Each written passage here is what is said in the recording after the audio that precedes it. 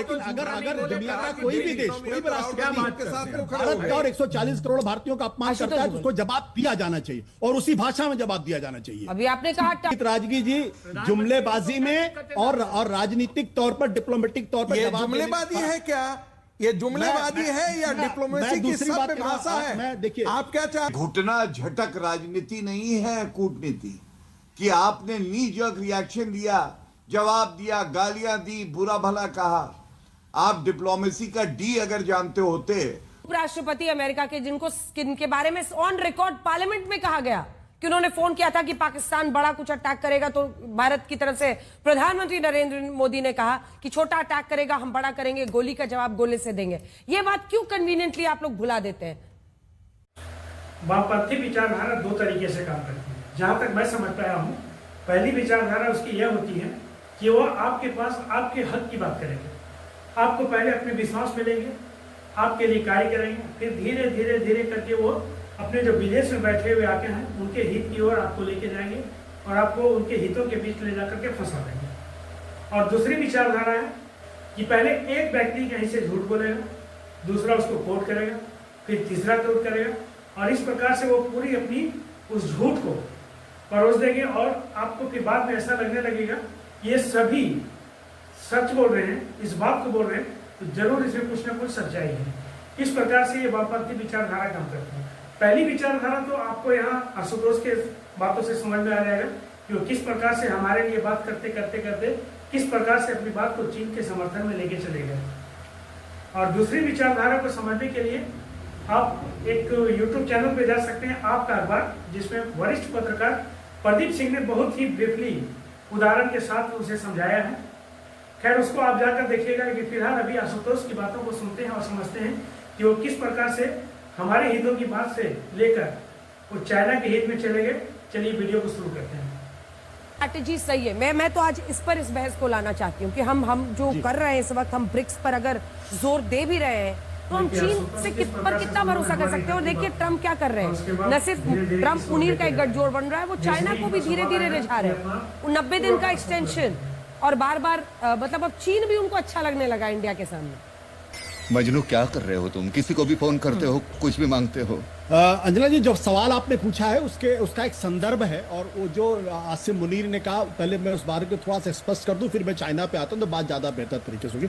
आसिम मुनीर का बयान दो कारणों से महत्वपूर्ण है। पहली बात यह कि भारत के जब एयर मार्शल AP सिंह ने कहा कि हमने 6 पाकिस्तान के विमान गिराए हैं, उसके बाद ये बयान, उसके बाद उन्होंने जो बयान दिया वो अमेरिका की धरती से बयान दिया है। तो अमेरिका की धरती से बयान देना, और अमेरिका अगर भारत को अपना दोस्त मानता है, और हम मानते हैं कि डिप्लोमेटिकली हमने कोई ब्रेकडाउन किया नहीं है, तो एक अमेरिका की जमीन से आसिम मुनीर का इस तरीके से बयान देना दरअसल भारत को संदेश देने की कोशिश ट्रंप भी कर रहे हैं और आसिम मुनीर भी कर रहे हैं। लेकिन दूसरी बात, महत्वपूर्ण सवाल यह है कि आसिम मुनीर हो या डोनाल्ड ट्रंप हो या अमेरिका हो या चाइना, 140 करोड़ के हिंदुस्तानियों को वो ना तो धमकी दे सकते हैं, ना ये सोच सकते हैं कि आप हिंदुस्तानियों को डरा रहे। हिंदुस्तान न कभी डरा है, न कभी डरेगा।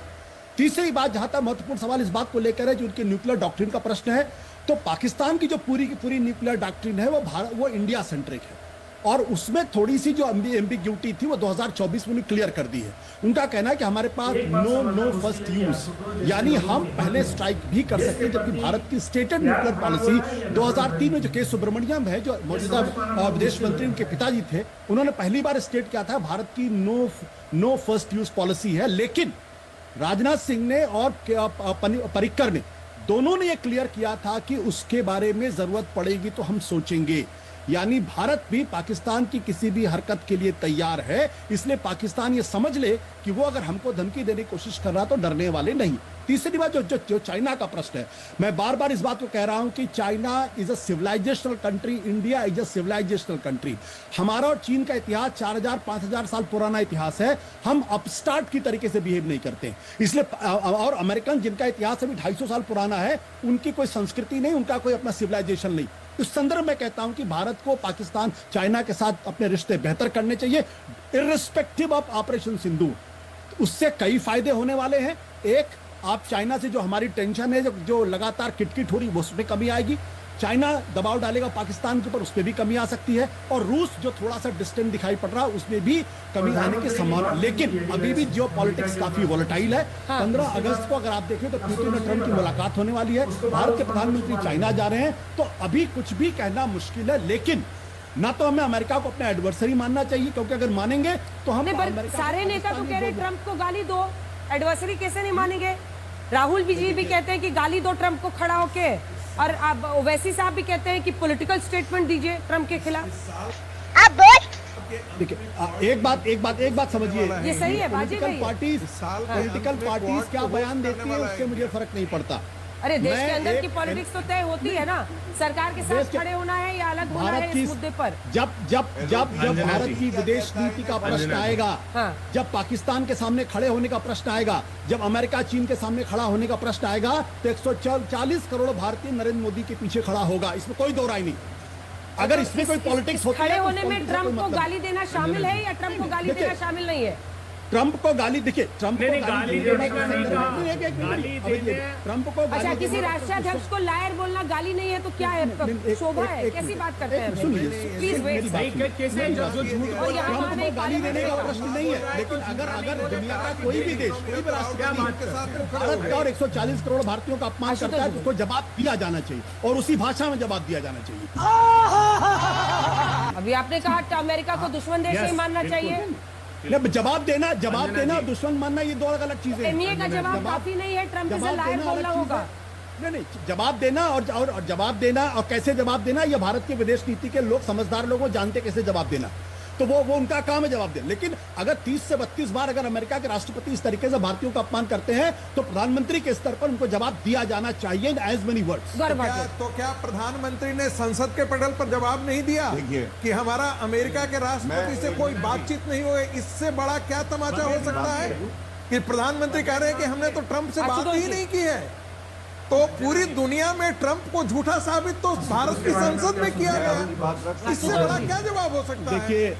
देखिए संगीत रागी जी जुमलेबाजी में और राजनीतिक तौर पर, डिप्लोमेटिक तौर पर ये जुमलेबाजी है क्या? ये जुमलेबाजी है या डिप्लोमेसी की सभ्य भाषा है? आप क्या चाहते हैं कि ट्रंप की तरह भारत का प्रधानमंत्री भी सोशल मीडिया पे इस प्रकार की बातें करे? कोई भी प्रधानमंत्री सोशल मीडिया, आपने दुनिया के किस प्रधानमंत्री को देखा है? श्री जिनपिंग को देखा है क्या कि सोशल मीडिया की पॉलिसी को डिक्टेट कर रहे हैं? प्रधानमंत्री या राष्ट्राध्यक्ष ऐसा नहीं करता है, सिर्फ और सिर्फ ट्रंप करते हैं। आशुतोष जी, जब तक आप विवेक से बात कर रहे थे, माफ कीजिएगा, लेकिन जब तक आप विवेक से बात कर रहे थे, आपने खुद ही कहा कि अमेरिका को दुश्मन देश नहीं बनाना चाहिए। फिर अब जब सवाल आ गया कि पॉलिटिकल हाउंडिंग हो रही है कि कॉल ट्रंप अ लायर, तब आप कह रहे हैं कि पीएम को भी बोलना चाहिए। पीएम ने साफ कहा ना कि किसी तीसरे देश का हस्तक्षेप नहीं था। इससे ज्यादा क्या चाहते हैं? मतलब किसी को गाली दी जाए और खुलकर दुश्मनी बोल दी जाए कि हमारी उसने अप्रैल से लेकर के इतने बात ही नहीं हुई है। Please let him answer. Ashutosh ji, देखिए मैं डिप्लोमेसी को थोड़ा बहुत समझता हूं, मैं जानता हूं। जवाब देने का मतलब ये नहीं होता कि आप किसी को अपना एडवर्सरी बना रहे हैं। जवाब डिप्लोमेसी में देखिए, you have to negotiate from the position of strength, you can negotiate from the position of weakness. और डिप्लोमेसी में आपको हमेशा अपनी पोजीशन ऑफ स्ट्रेंथ शो करनी पड़ेगी। भारत को शो करना पड़ेगा कि हम दब्बू देश नहीं हैं, हमें अगर आप कहेंगे तो हम उसका जवाब देंगे, लेकिन हम आपके साथ रिश्ते रखना चाहते हैं, आप भी हमारे साथ रिश्ते रखने की कोशिश करिए। अगर भारत का नुकसान होगा तो अमेरिका का भी नुकसान होगा। आप जो कह रहे हैं ना, इंडिया वही कर रहा है, वही कर रहा है इंडिया एग्जैक्टली वही कर रहा है।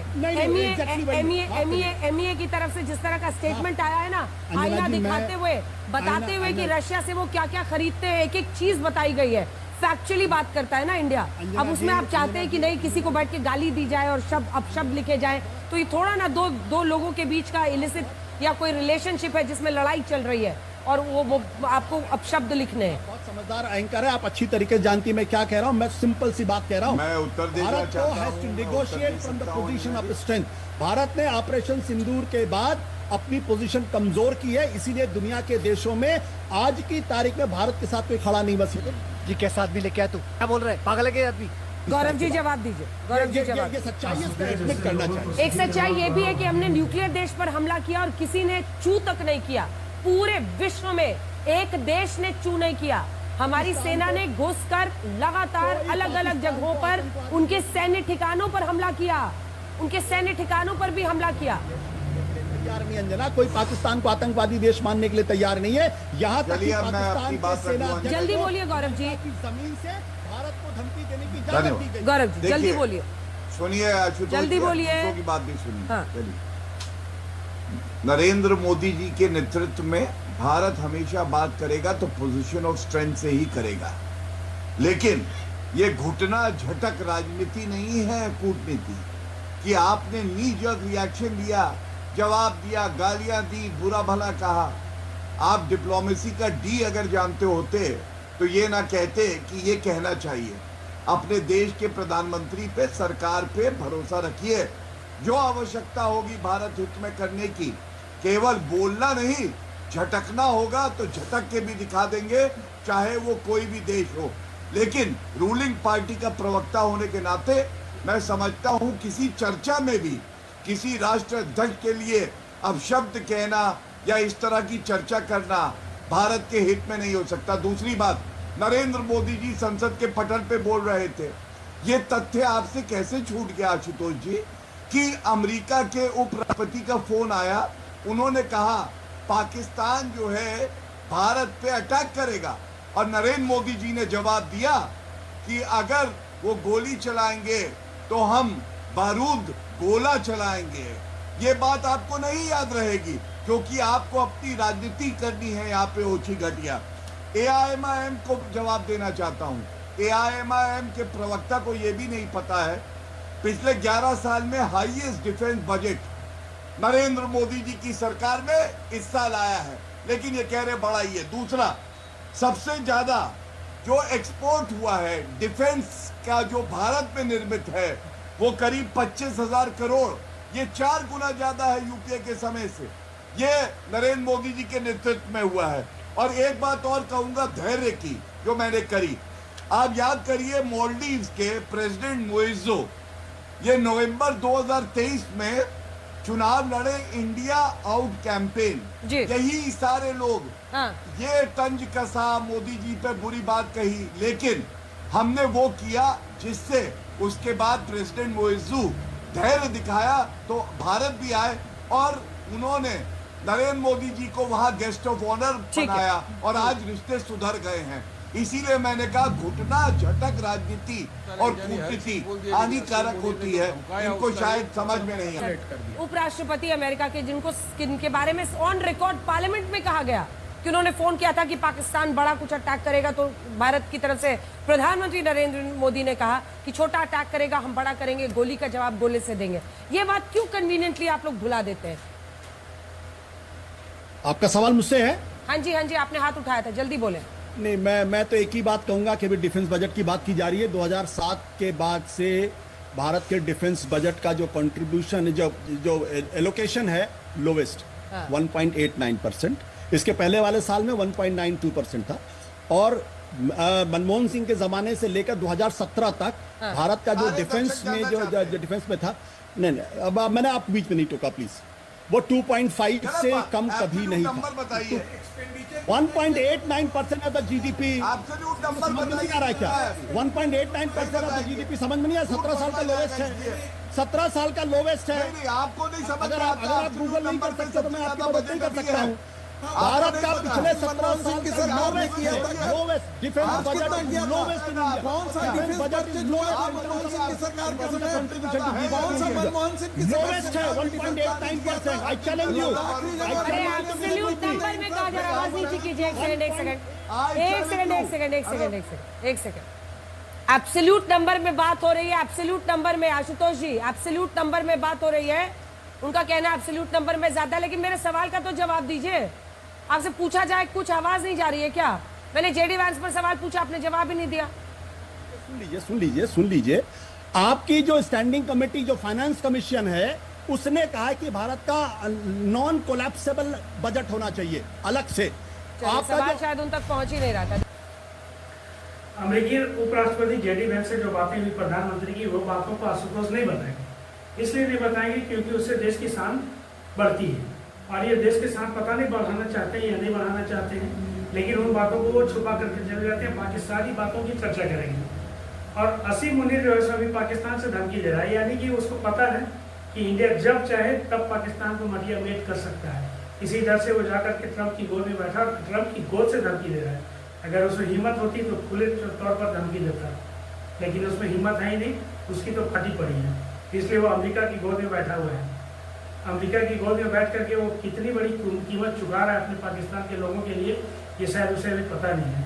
वैसे अपने विचार कमेंट बॉक्स में जरूर लिखिएगा, वीडियो को लाइक कीजिएगा, दोस्तों को शेयर कीजिएगा, प्लीज चैनल को सब्सक्राइब कर लीजिएगा। मिलते हैं फिर से नई वीडियो एक नई मुद्दे के साथ, एक नए डिबेट के साथ लेते हैं आपसे विदा। धन्यवाद।